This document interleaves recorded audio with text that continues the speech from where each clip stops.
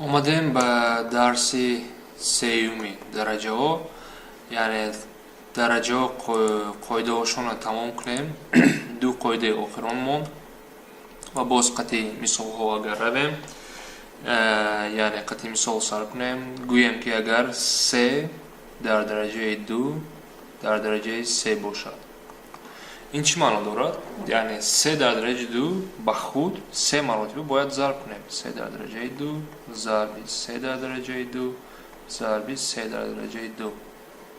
лекин мо аз қоидаи сеюм гуфта будем ки агар асосҳо якхела бошанд, се дар инҷо асос ва дараҷаҳоро мо ҷамъ карда метавонем. Яъне се дар дараҷаи ду ҷамъи ду ба чанд баробар мешавад? Се дараҷаи шаш.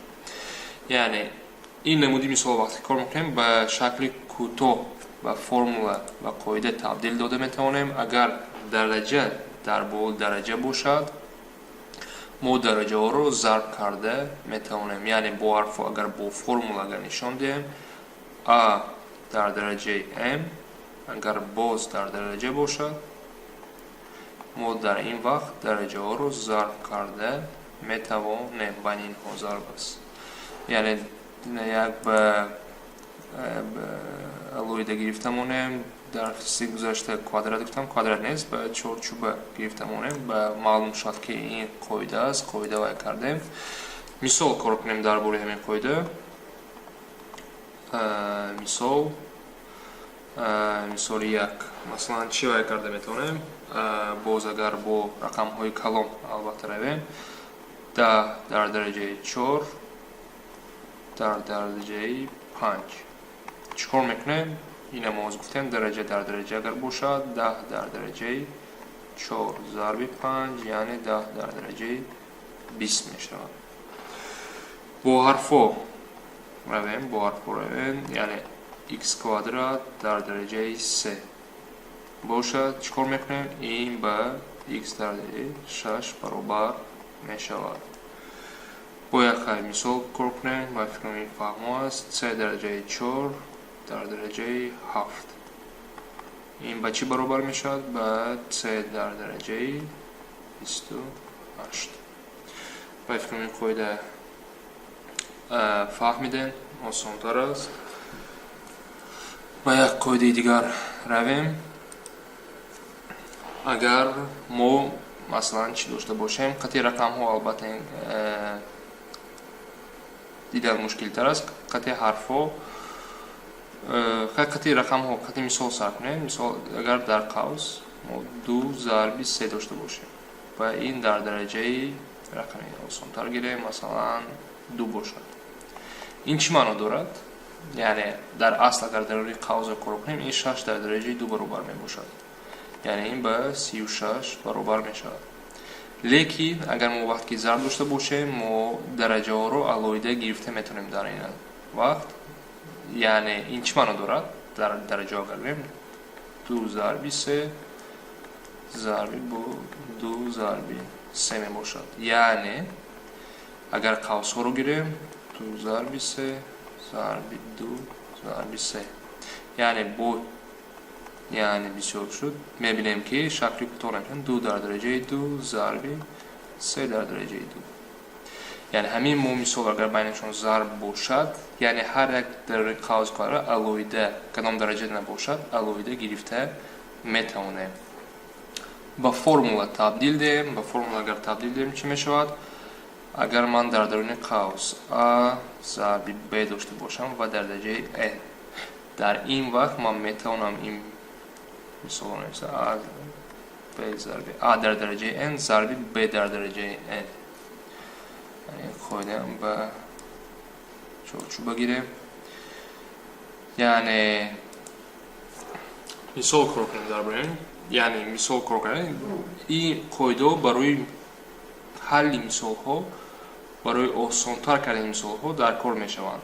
яъне истифода барем ин мисолҳоро, масалан барои нақстар фаҳмидан x зарби y дар дараҷаи 5 чӣ мешавад? аз рӯи ин қоида x дар дараҷаи 5 зарби y дар дараҷаи 5 мешавад. یعنی باز قطعه حرف رو اگر بریم 2c یعنی 2 ضرب c در کوبی این چی معنا داره؟ 2 در درجه 3 ضرب c درجه 3 یعنی از اینجا گفتیم میتونیم 8c کوب شکل آسان‌تر بیان کرده میتونیم. یعنی این قاعده اصلا برعکسش بسیارتر به ما لازم است. یعنی اگر ما این حالت داشته باشیم برعکس رفته میتونیم، یعنی با یک قوس رقم گرفته میتونیم. یعنی چی معنا داره؟ مثلا فرض کنیم که شما 4 در درجه 3 ضرب 5 در درجه 3 دارید. یعنی این مثال شما کوتاه‌تر نوشته میتونید. چقدر نوشته میتونید؟ از روی قاعده برعکس رویم. در یک قوس گرفته درجه که یخیل هستن با یک قوس گرفته میتونیم 4 ضرب 5 در درجه 3 میشه. یعنی این برابری 20 در درجه 3. یعنی این مثال رو ما کوتاه‌تر 20 در درجه 3 نوشتیم.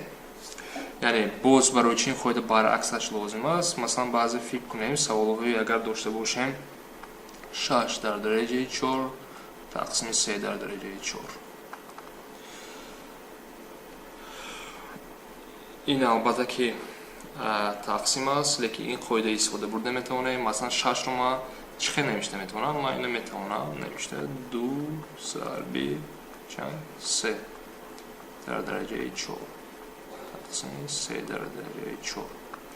ببینید این قاعده استفاده بردیم برای به کالکولاتور ساده کرده کار کرده. یعنی ما میتونیم 6 درجه 4 علایده کار کنیم، بعد 3 درجه 4 علایده کار کنیم، بعد تقسیم کنیم. یکی به اینها هم با شکل ساده گرداندن مثال رو با قاعده درجه اگر رویم، یعنی حاضر 2 در درجه 4 ضرب 3 در درجه 4 تقسیم 3 در درجه 4. یعنی از اینجا چی معلوم میشود؟ 3 در درجه 4 ها اختصار شوند اگر در آخر چی جواب میمونه؟ 2 در درجه 4 یعنی میمونه و 16 برابر میباشد. یعنی از اینجا آخران گفته میتونیم که تقسیم وقتی تقسیم هم باشد، من در اینجا نویسم اگر شما a تقسیم b هم در درجه n باشد، شما اینو میتونین علایده a در درجه n b در درجه n هم نوشته توانید. این بود درباره قاعده های درجه ها.